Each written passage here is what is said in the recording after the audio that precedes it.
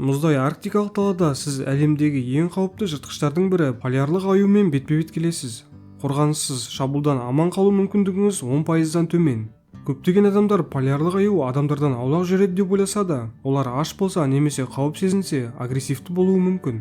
Мыңдаған жылдар бойы инуиттер сияқты жергілікті халықтар осы мықты жыртқыштармен бірге өмір сүріп, қауіпсіздікті сақтау үшін ақылды әдістерді дамытқан, және біз енді соларды үйрене бастадық. Кең Арктика аймағында полярлық аюлар мен инуит қауымдары бірге өмір сүреді. Осы мыңдаған жылдарға созылған бір-бірімен үйлесімді өмір сүру динамикасын қалыптастырады. Қазіргі таңда Арктика шеңберінде 22 мыңнан 31 мыңға дейін полярлық аю өмір сүреді.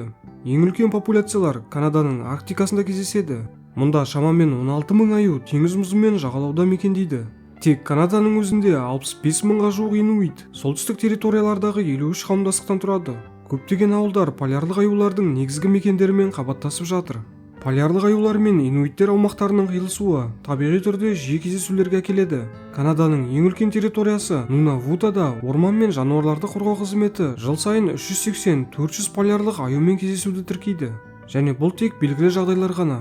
Мысалы, Хадсон шығанағының батыс жағалауындағы Арвиат сияқты кейбір қауымдастықтарда мұз еріген кезеңдерде тұрғындар полярлық аюларды кем дегенде апта сайын үйлерінің маңында көретінін хабарлайды. Соңғы 10 жылдықтарда бұл кездесулердің жиілігі шын мәнінде артты. Теңіз мұзының үлгілері өзгерген сайын аюлар жерге көбірек шыға бастады. Сол себепті инуит қауымдарымен өзара әрекеттесу көбейді. 1980 жылдары типтік жағалау қауымдастығы жылына 20-30 аюмен кездесу туралы хабарлайтын. Бүгінгі таңда кейбір қауымдастықтар жыл сайын жүздеген кездесулерге тап болуда. Сол себепті аюлардың мінез-құлқы туралы дәстүрлі білім бұрынғыдан да маңызды болып отыр. Қуатты мылтықтар мен электрлік қоршаулар пайда болмай тұрған заманда инуиттер полярлық аюдан қауіпсіз болудың керемет әдістерін дамытқан. Олардың тәсілі заманауи технологияға сүйенген жоқ. Ол әлде қайта күшті нәрсеге негізделген. Ұрпақтан ұрпаққа мұқият бақылау мен өмірлік тәжірибе арқылы берілген жинақталған білім. Олардың аман қалу стратегиясының негізі аюларды санасыз өлтіру машинасы ретінде емес, ақыл-парасатқа ие жан иесі ретінде қарап, құрмет көрсету қажеттілігімен басталған.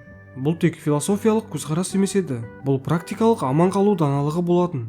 Аюларды ойлайтын тіршілік иелері ретінде түсіну арқылы, олардың үлгілері мен мінез-құлқын бақылау, инуиттерге қауіпті кездесулерді алдын ала болжауға және болдырмауға мүмкіндік берген. Олардың алғашқы қорғаныс сызығы тікелей байланысқа түспестен аюды анықтау қабілеті.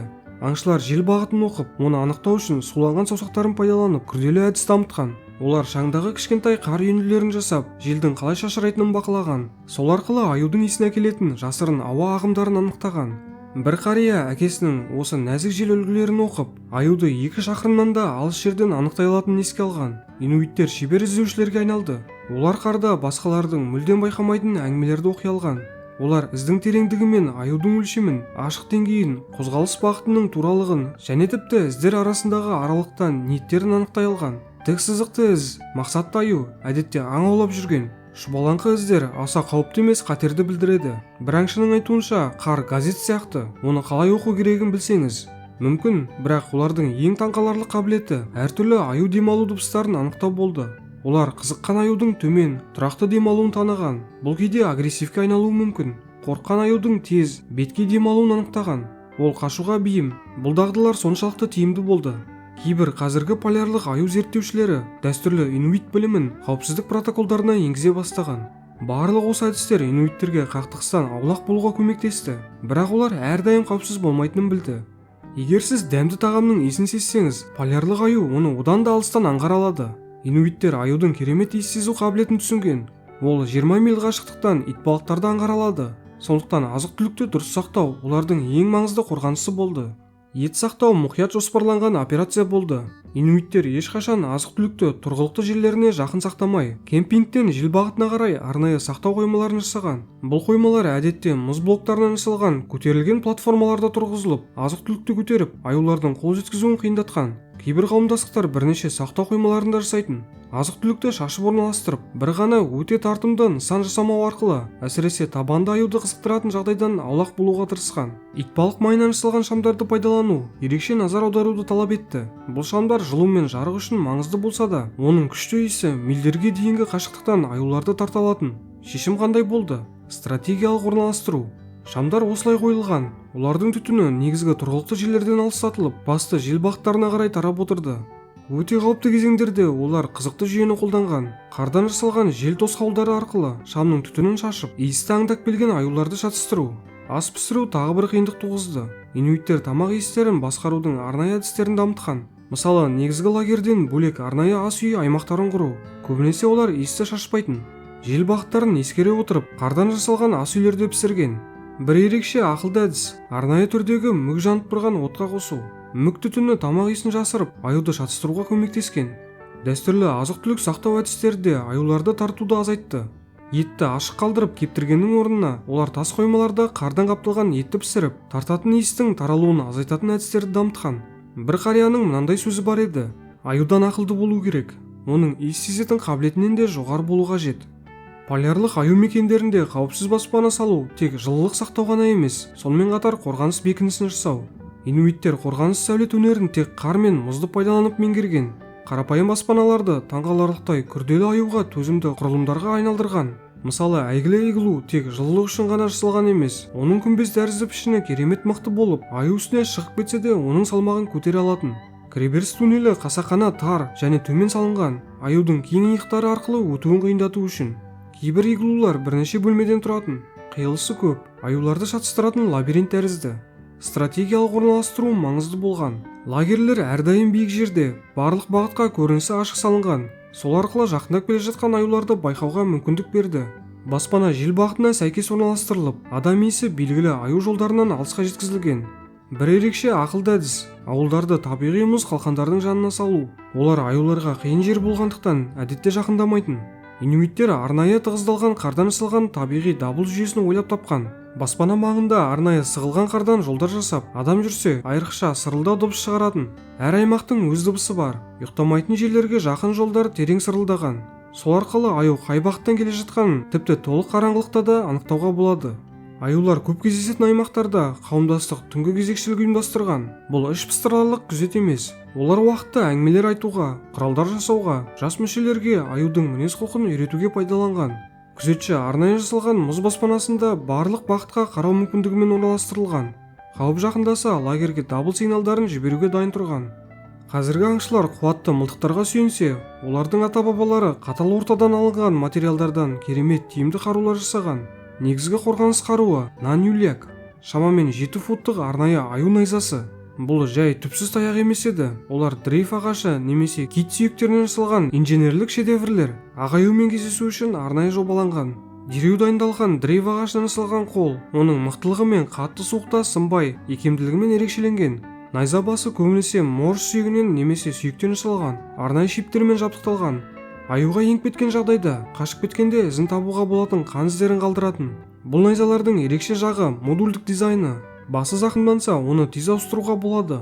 Кейбір аңшылар әртүрлі жағдайларға арналған бірнеше басты алып жүретін. Олар сондай-ақ ақылды, тез ажыратылатын жүйені дамытты. Ал аю найзаны ұстап қалса, денесіне басын қалдырып, найза сабын ауыстыруға мүмкіндік беретін. Сол арқылы аңшы қашып кете алатын. Бұл қасиет ұрпақтар бойы көптеген өмірлерді сақтап қалды. Инуиттер сонымен қатар қорғаныс үшін шаналық иттерге қатты сенген. Бұл тек тасымалдау құралдары емес еді. Олар жетілдірілген ерте дабыл жүйесі және қорғаныс күші болған. Ит командаларды аю жақындаған кезде арнайы формациялардан құруға үйретілген. Адамдардың қоршауында қорғаныс шеңберін жасап, көпшілікті қорқыту үшін жеткілікті шу шығарады. Бір қария атасының жетекші итін есіне алған. Ол еркек пен ұрғаш аюдың айырмашылығын ажырата алатын және әрқайсысына әртүрлі сигнал беретін. Дәстүрлі тосқауылдар мен тұзақтарда маңызды рөл атқарған. Инуиттер жел соққанда дыбыс шығаратын итбалық сүйектерімен жетілген күрделі дабыл жүйелерін жасаған. Олар аю жақындаған кезде ескерту беретін. Олар сондай-ақ мұз блоктарын пайдаланып, ақылды қорғаныс құралдарын дамытқан. Аюларды баяулатып, қорғаушыларға тиімді позиция беретін тар өткелдер жасаған. Бұл қаруларды экстремалды Арктика суығында сақтау арнайы әдістерді қажет етті. Найза сабын үнемі итбалық маймен өңдеп, төмен температурада тұруын қамтамасыз еткен. Қосалқы бөліктерді тұрақты температураны сақтайтын арнайы қар қоймаларында сақтаған.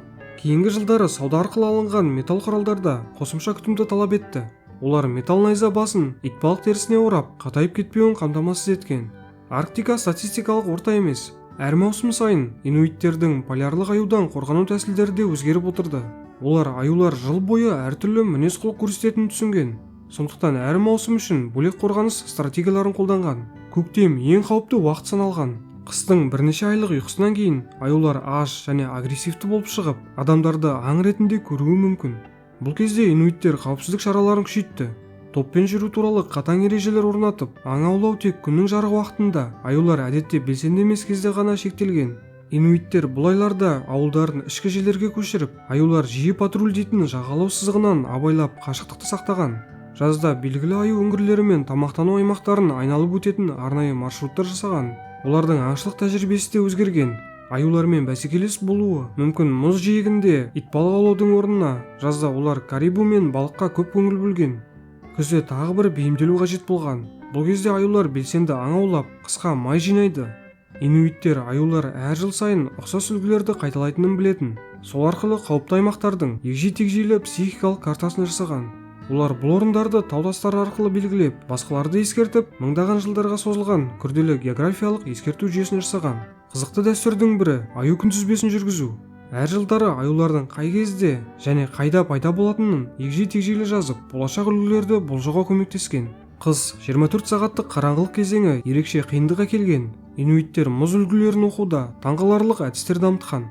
Тіпті аз жарықта да олар аюлардың итбалық аулайтын қауіпті қысым жоталарын анықтай алған. Қар тығыздығын аяқпен сезу арқылы. Сондай-ақ белгілі мұз формациялары жақындап келе жатқан аю дыбысын күшейтетінін білетін.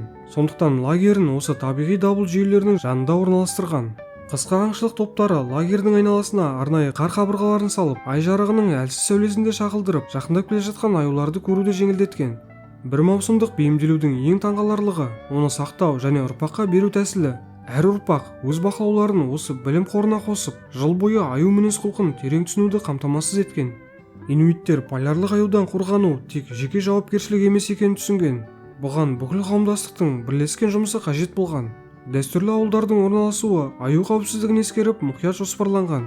Үйлер шеңбер тәрізді орналастырылып, ғимараттар арасындағы көрініс ашық. Аюлар байқамай жақындап келе алмайтындай көрінбейтін бұрыштар қалдырмаған. Сақтау орындары сыртқы шетте орналастырылып, ортақ аумақтар орталықта болған. Балалар үшін қауіпсіз ойын аймақтарында қамтамасыз еткен. Қауымдастық бірнеше қашу жолдарын сақтап, ауыр қар жауғанда жолдарды таза ұстаған. Ескерту жүйелері таңғаларлықтай күрделі болған. Әртүрлі барабан ырғақтары мен дауыстық шақыртулар нақты аю қаупін білдірген. 3 тез барабан соғу, алыста аю байқалды дегенді, үздіксіз ырғақ шұғыл қауіпті білдірген. Балалар дәстүрлі ойындар арқылы бұл сигналдарды үйренген. Ойнап жүріп, әртүрлі ескерту шақыруларға жауап беруді жаттаған.